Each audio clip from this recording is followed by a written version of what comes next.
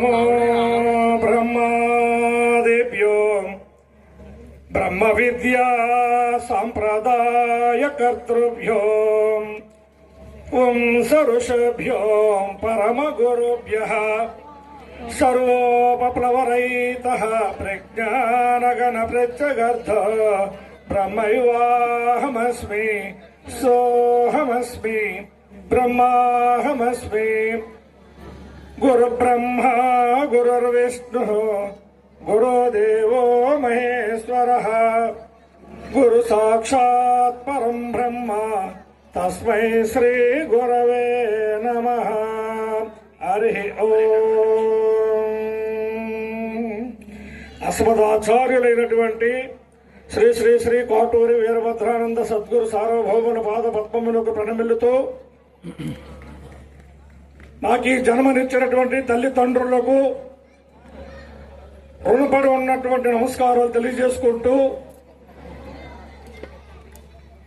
నాకు ఈ ఉనికినే కల్పించినటువంటి ఈ భారత భూమాతకు ప్రణమిల్లుతూ, ఈ వేదికను అలంకరించినటువంటి పూజ్య స్వామీజీ వారికి పాదపద్మములకు శిరస్సాష్టాంగ ప్రణామములు చెల్లించుకుంటూ, ఇంత మహత్తర గొప్ప కార్యక్రమాన్ని ఏర్పాటు చేసినటువంటి ఈ యొక్క ఆర్ఎస్ఎస్ కార్యవర్గ పెద్దలందరికీ కూడా నా యొక్క నమస్కారాలు తెలియజేసుకుంటూ, అలాగే చిన్నవారికి ఆశీస్సులు అందిస్తూ, ఈనాటి ఈ 5వ సమ్మేళన కార్యక్రమం పెద్దాపురం నడివీధి గ్రామంలో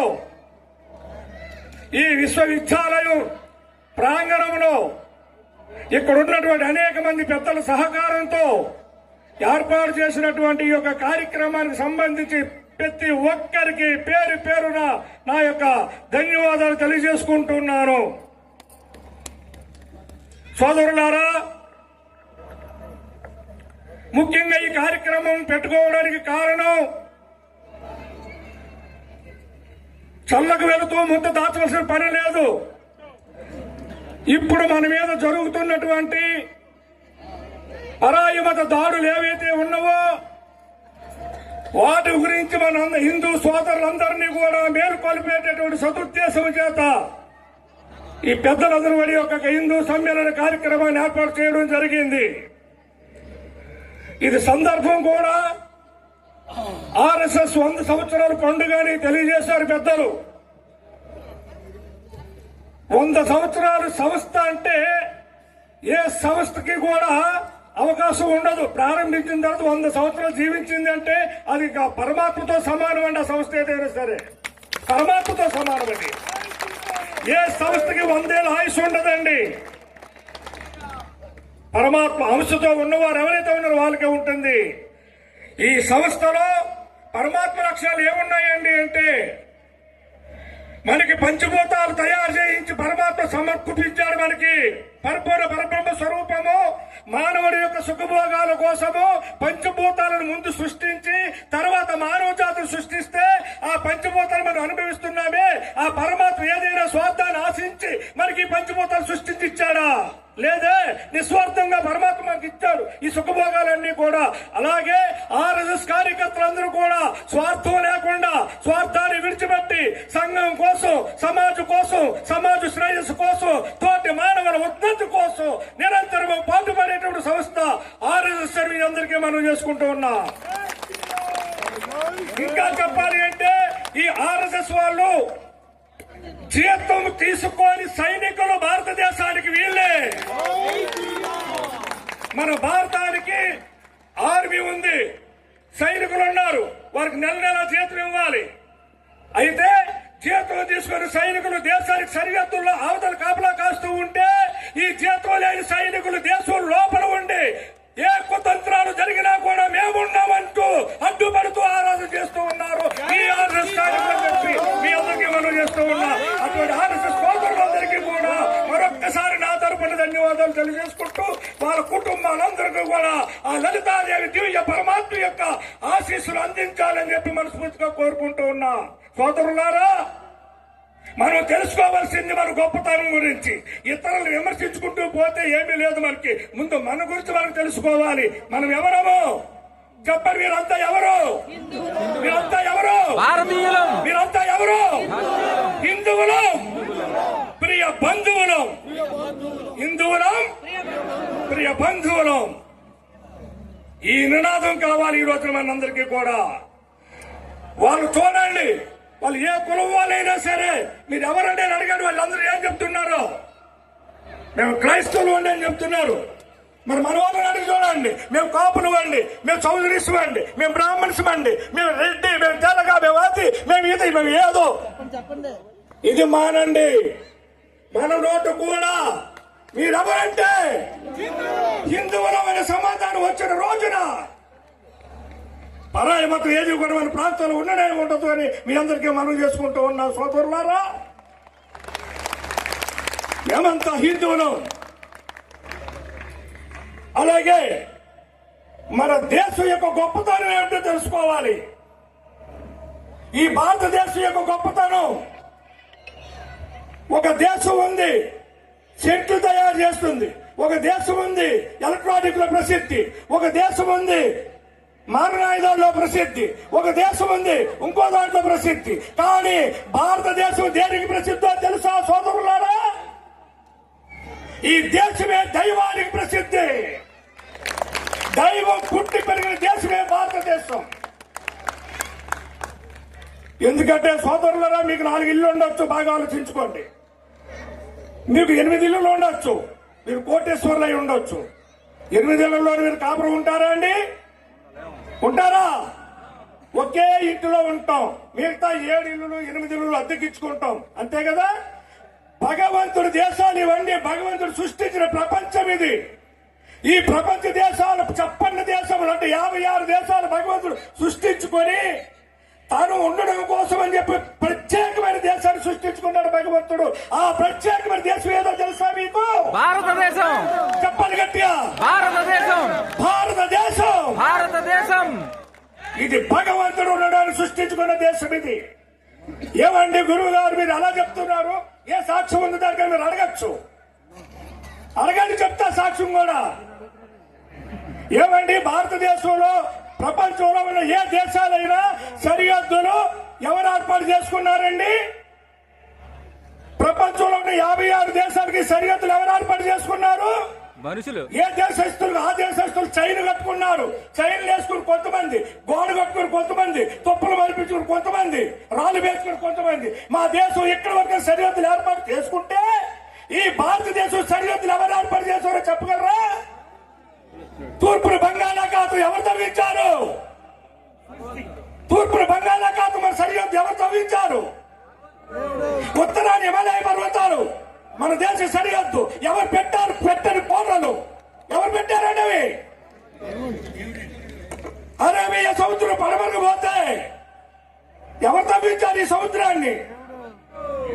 హిందూ మహాసముద్రం దక్షిణానికి పోతే ఎవరు తవ్వించారు ఈ సముద్రాన్ని? ఇప్పుడు చెప్పండి, మన దేశానికి 4 వైపులా సరిహద్దులు ఎవరు ఏర్పాటు చేశారు? భగవంతుడు కాదా? అటువంటి భగవంతుడు ఈ దేశంలో ఉండడం కోసం అని చెప్పి ఏర్పాటు చేసుకున్నటువంటి ఈ త్రిలింగ దేశం భారతదేశము. అటువంటి భారతదేశంలోనే భగవతత్వం ఉంటుంది, దైవత్వం ఉంటుంది, దైవజనులు ఉంటారు ముమ్మాటికి కూడా. ఏ దేశ చరిత్ర చూసినా ఏమున్నది గర్వకారణము? అమెరికాలో జైల్లో ఉన్న నేరస్తుల సంఖ్య ఎంత? మన దేశంలో నేరస్తుల సంఖ్య ఎంత? అమెరికాలో జైల్లో ఉన్న వాళ్ళ సంఖ్య కన్నా మన దేశంలో నేరస్తుల సంఖ్య తక్కువగా ఉంది. ఇది మీకు తెలుసా సోదరులారా?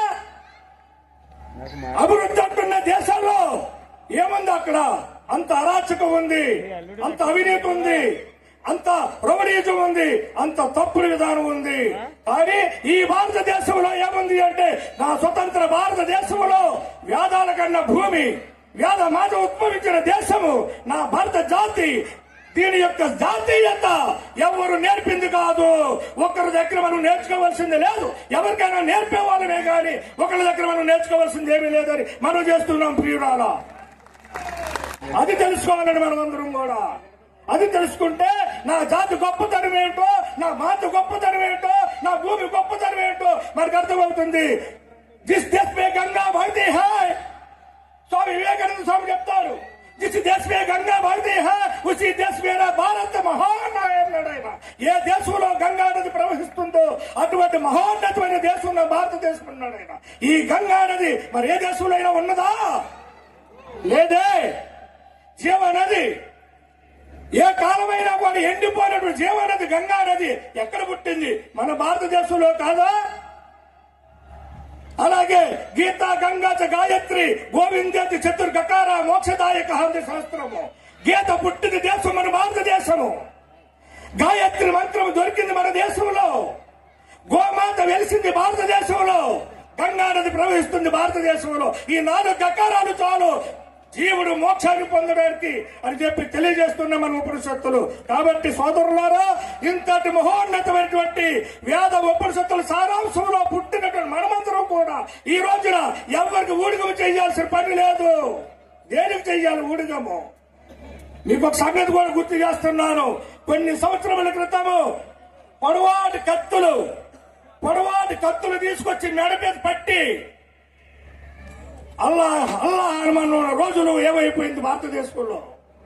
మన హిందువులు మెడ మీద పొడవాటి కత్తి పెట్టి నువ్వు అల్లా అంటావా పీక నరికేయమంటావా అని బెదిరించిన రోజులు మనం ఏమైపోయింది? ఆ రోజులు భారతదేశం నిలబడ్డారు. మన పూర్వీకులందరూ కూడా మెడక ఇచ్చారు, భారతదేశాన్ని నిలబెట్టారు.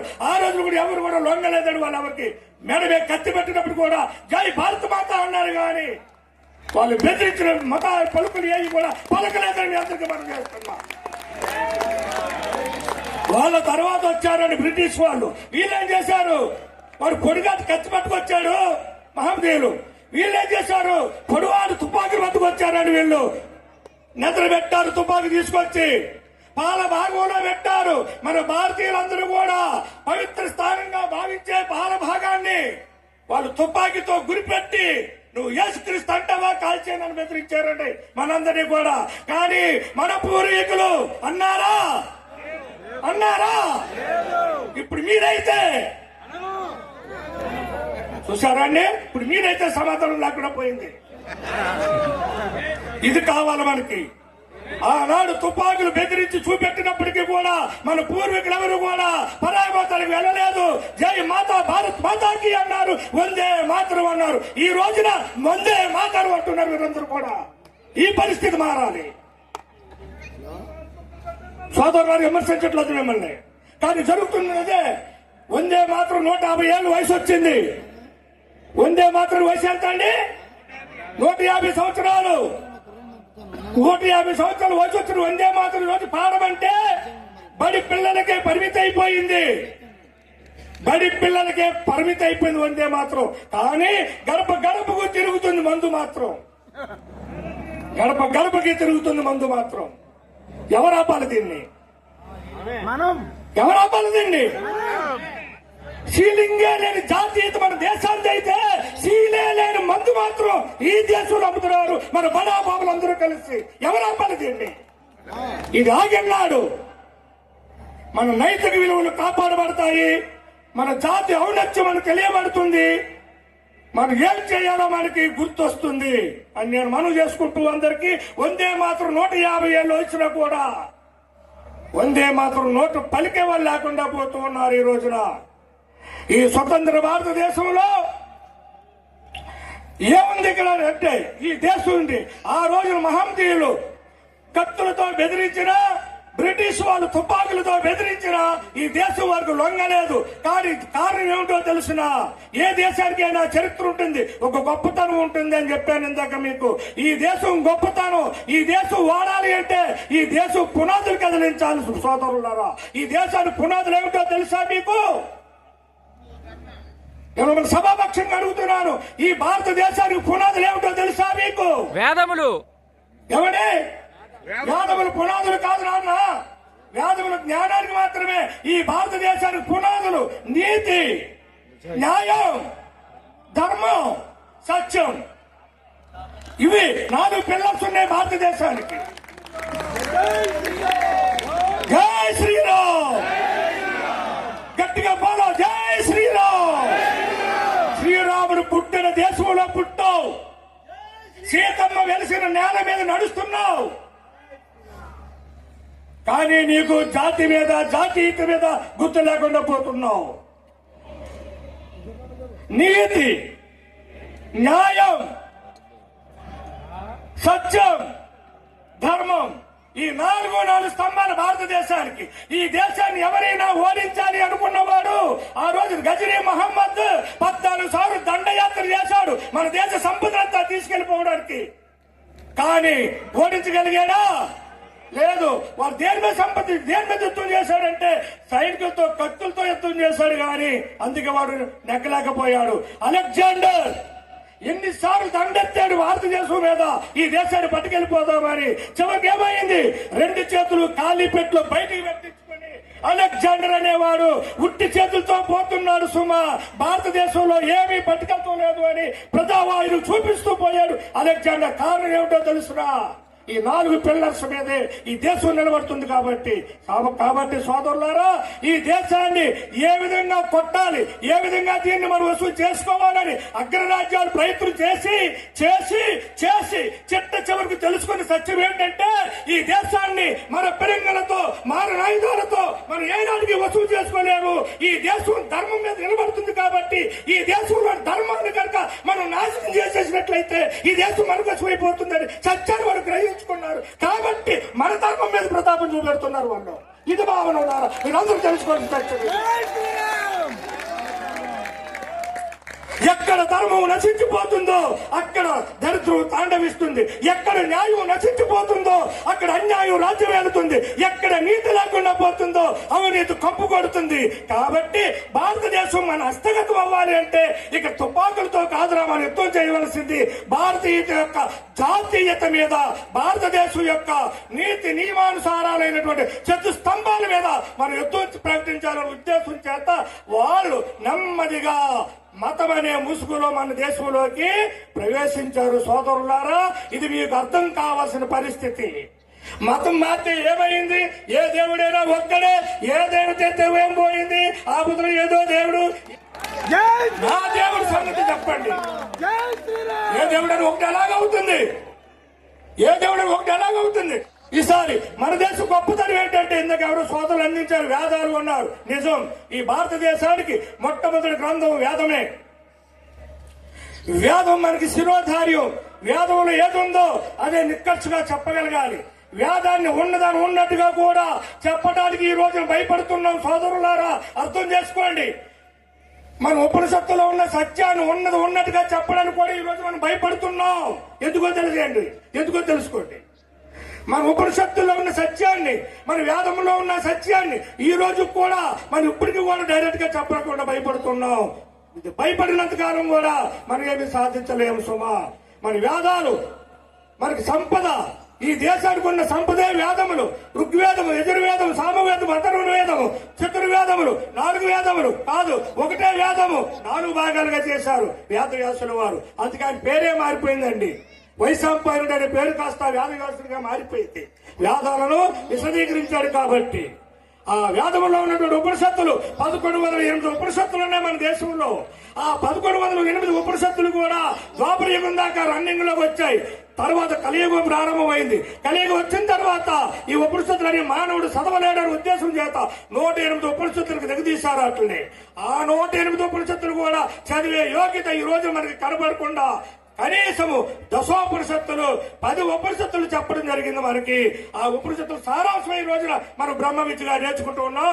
ఇంతకన్నా విద్య ఎవరు ఇక్కడ వచ్చి నేర్పవలసిన పని లేదు. చూడండి, మీరందరూ కూడా చిన్నప్పటి అనే మాట అదేమైనా బ్రహ్మ విద్య నేర్చుకోలేకపోవడానికి అనేవారు. అదేమైనా బ్రహ్మ విద్య అన్నారు వాళ్ళు ఎవరైనా ఇక్కడ ఉన్నారా అండి? అదేమైనా బ్రహ్మ విద్య ఎట్లా రాకపోవడానికి అన్నవాళ్ళు ఎవరైనా ఇక్కడ ఉన్నారా? మీరందరూ అనే ఉంటారు ఈ మాట. కానీ బ్రహ్మ విద్య అంటే ఏమిటో ఎప్పుడైనా అడిగారా? బ్రహ్మ విద్య అంటే ఎప్పుడైనా ఏమైనా అడిగారా? మీరు వాడుతూనే ఉన్నారు సీటుకి మాటికి కూడా. ఎరా నీ టైమింగ్ వచ్చేసి అదే బ్రహ్మ విద్య రాకపోవడానికి, ఎరా నీ కొలగీత వచ్చేసి అదే బ్రహ్మ విద్య గురుగారు రాకపోవడానికి. చూడండి, అందరూ మాట్లాడి మాటే అదేమైనా బ్రహ్మ విద్య, అదేమైనా బ్రహ్మ విద్య. కానీ నేను అడుగుతున్నా, అదేమైనా బ్రహ్మ విద్య అన్న నోట్ అంట అసలు బ్రహ్మ విద్య అంటే ఏమిటంటావు అనే మాట మీ నోట ఎప్పుడైతే వస్తుందో ఆ రోజు నా దేశం సస్యశ్యామలంగా మారిపోతుంది.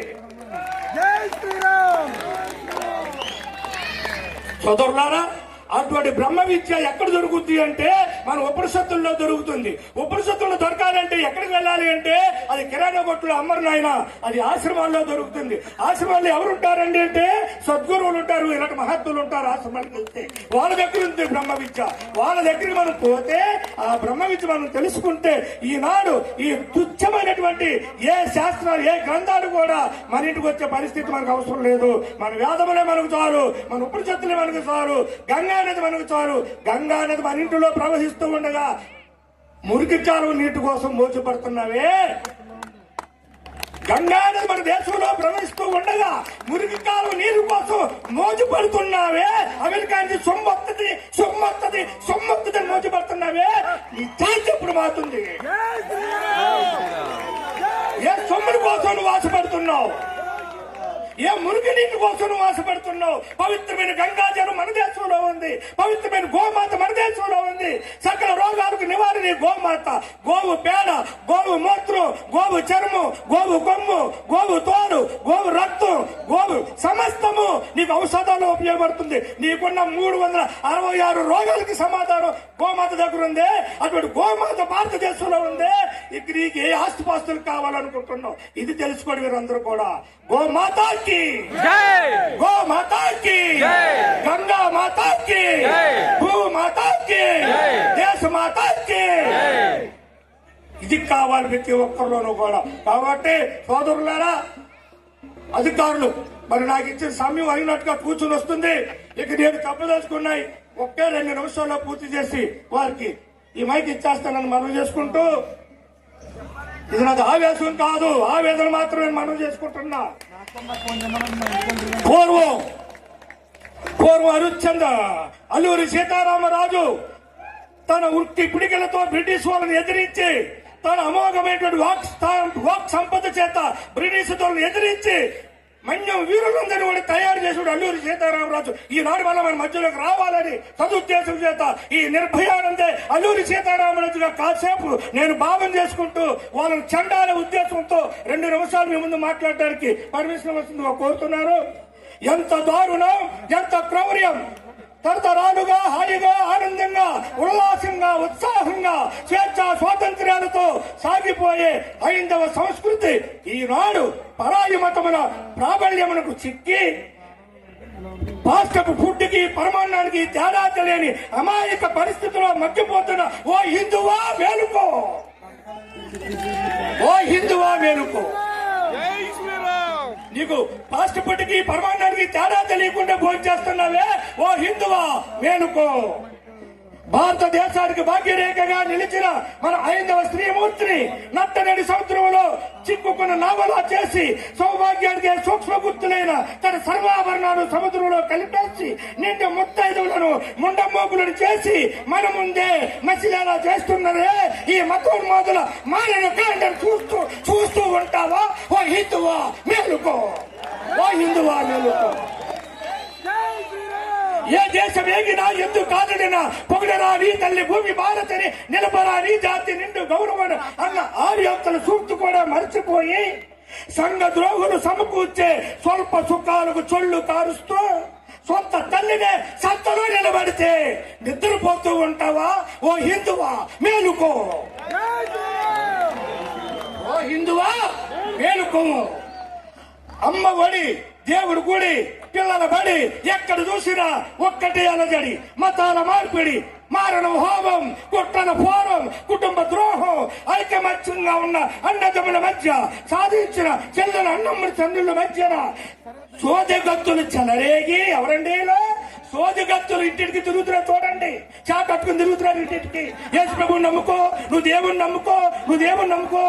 సోదగత్తులు తిరుగుతా ఉన్నారే, సోదగత్తుల సోదు మాటలకు చిక్కిపోతే నిద్రపోతూ కలలు కంటున్న హిందువా మేలుకో, ముమ్మాటికి మేలుకో. బాల వాక్కులే బ్రహ్మ వాక్కులనే భారతీయ నేటి బాలలను సైతము బలి చేస్తూ సండే క్లాసులను సంఖ్యెత్తుకుపోతుంటే, సండే క్లాసులను మన పిల్లలు సంఖ్యెత్తుకుపోతుంటే మన భారత బాలల ప్రగతి పదంబును కర్పూరంలో కాలిపోతుంటే కళ్ళు మూసి కూర్చుంటావా ఓ హిందువా మేలుకో. ఒకనాటి వీధి కోటాలు వాడకు కూటాలై వాడు కూటాలే వాకిటి కూటాలై వాకిటి కూటాలే ముంగిటి కూటాలై ఆ ముంగిటి కూటాలు కాస్త నేను అనధికారికంగా ముంగిళ్లలో కూటాలైపోతుంటే మన లోగిళ్లలోనే కూటాలైపోతుంటుంటే మీకు వినిపించడం లేదా కనిపించడం లేదా మీకు వినిపించడం లేదా కనిపించడం లేదా ఇది ఇలాగే సాగితే మన ప్రభువుల పుణ్యమంటూ మన దేవాలయాల్లో కూడా వారికి స్థానం కల్పిస్తారేమో అన్న భయం నీకు కలగడం లేదా? ఓ హిందువా మేలుకో నీ జాతిని కాపాడుకో, మేలుకో నీ దేశాన్ని కాపాడుకో, మేలుకో నీ మతాన్ని కాపాడుకో. జై హింద్. అద్భుతంగా చెప్పారు స్వామివారు. నిర్భయానంద స్వామివారు నిర్భయంగా చెప్పిన మాటలు ఎంతో మందిని నిర్భయంగా ఎన్నో విషయాలు పబ్లిక్ గా మాట్లాడే విధంగా చేస్తాయని భావిస్తూ, భావి తరాల వారికి స్ఫూర్తి నింపుతుందని భావిస్తూ, ఇప్పుడు పెద్దలు చెప్పినటువంటివి నా వాయిస్ బాగోకలేక చిన్న ప్రెజెంటేషన్ లాగా చేశాను.